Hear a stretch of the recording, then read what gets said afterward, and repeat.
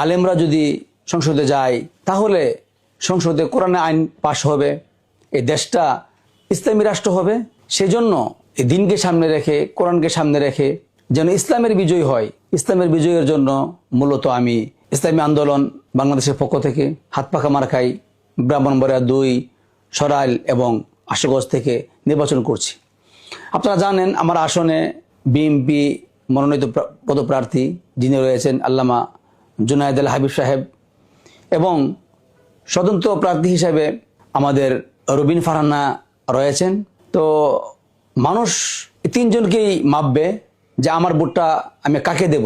আমি মনে করি, আমার ধারণা যে 24-এর এই গণ অভ্যুত্থানের পরে মানুষ নিজেরাই তাদের মাথা খাটিয়ে চিন্তা করে ভোট দিবে।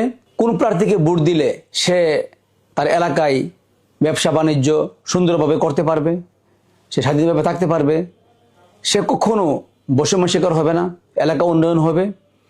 এই তিনজন প্রার্থীর মধ্যে প্রতিটি মানুষ তার বিবেককে অবশ্যই জিজ্ঞাসা করবে, সে নিজে নিজে ভাববে যে আমি আসলে কাকে ভোট দেব, আমার ভোটটা একটা আমানত, এই আমানতটা আমি কাকে দেব। এই চিন্তা করার সময় এসেছে, কারণ মানুষ এখন বুঝতে শিখেছে